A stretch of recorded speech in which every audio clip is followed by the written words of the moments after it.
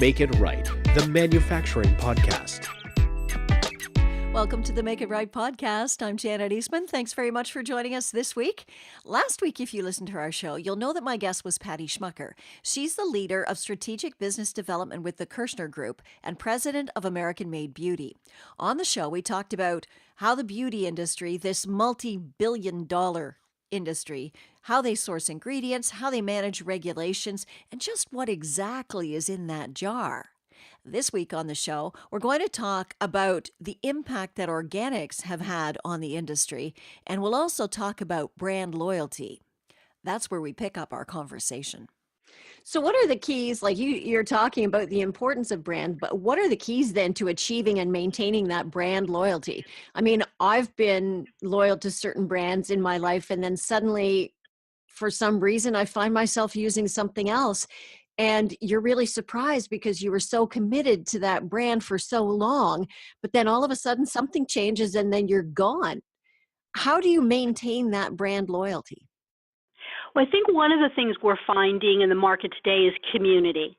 I come from the professional industry, and I had the privilege of working behind the chair and having people who entrusted their care and the way that they both physically as well as emotionally thought about themselves and took care of themselves. It's a huge responsibility, but working with and through the professional salon industry and the professional beauty and wellness industry, we find that education and community is a great way to continue to build that loyalty with the customer and being able to give them ongoing choices.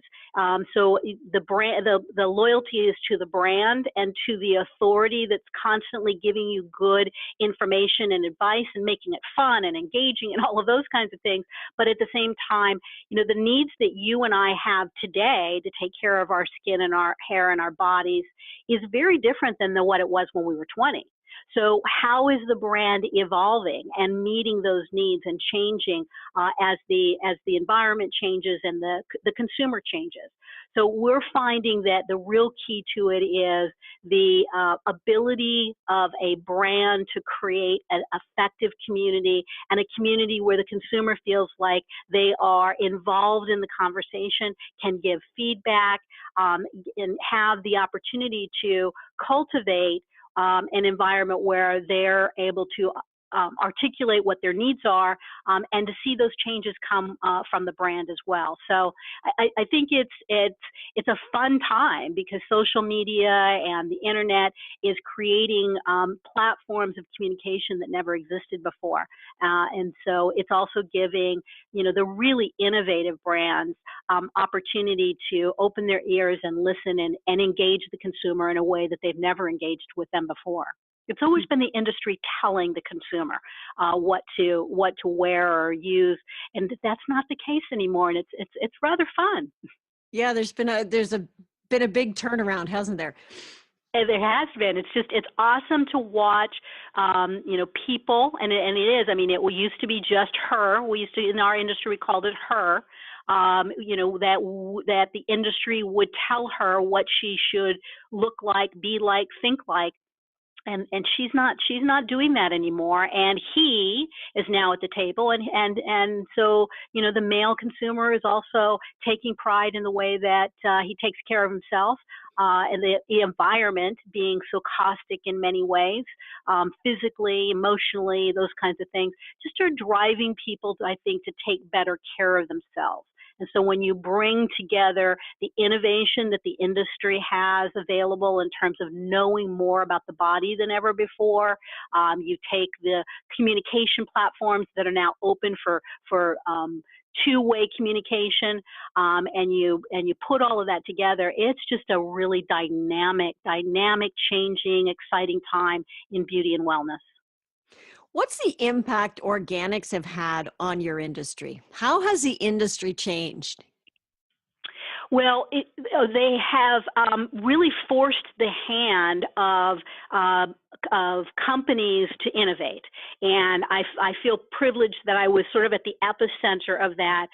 As my early career, I was one of the original Aveda distributors in the United States, and so I watched that process occur. I remember I'd go out into the marketplace talking about aromatherapy, and people would call aromatherapy and essential oils and jojoba oil, and these types of things were so foreign to people in the early 80s. They used to call us Chicken Little because we were talking about the environment. So, like the sky was falling, and they used to call us jojoba witnesses because we, would promote jojoba oil.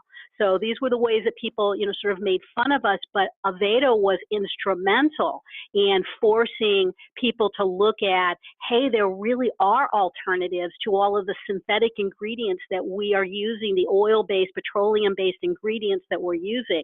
And when you couple that with a demand, we were successful as Aveda to create a force of change in the industry where more and more brands wanted to follow us. So it's really forced innovation. California has also been instrumental in creating an environment of innovation, because with some of the various different green propositions and green regulations that have been enacted here in California over the last 20 years, more and more companies have had to make some choices. It's not that better products, more organic products can't be made. It's that the synthetic equivalents are cheaper and they're easier and they're more accessible. So the biggest impact I feel has been that it's allowed for innovation, because without that demand for healthier, more organic ingredients, and without the regulation that requires companies to define exactly what they're using, that innovation would not have happened.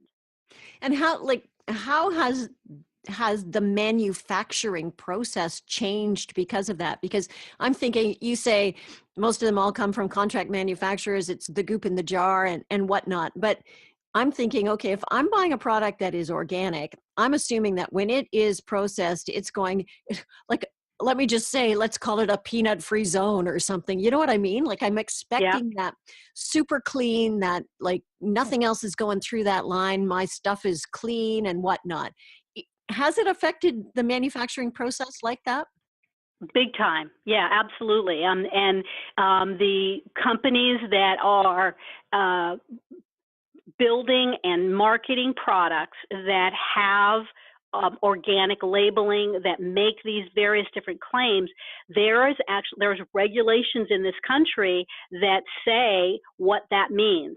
And at the cosmetic manufacturing level, the FDA actually has processes by which these companies are registered, and they have full authority to be able to walk into these companies and do spot audits, and they do.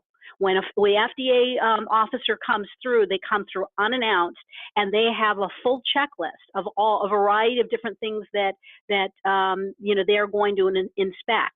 And based on your registration and the type of manufacturing that you are doing, there is various different types of cleanliness and restricted areas, restriction of raw materials, the bringing in of the raw materials, the quarantine, the inspection process. There are actual standards that are set in this country in terms of the way those products are made, even the water that's used and the inspection of the water, because when you're talking liquids, water is a primary ingredient. Part of the reason why American products are highly regarded around the world, because the quality of our water in most parts of the country that are producing water, and the inspection process requires that main ingredient going into cosmetics is of the highest quality. And so it has drastically changed, and the regulations at that level in our industry have been very strong. And are you finding that some products, especially ones that would be organic, are they running the whole process? Are they starting with sourcing the product, taking it through the manufacturing process, creating their own packaging, and taking it right through to getting it in the stores?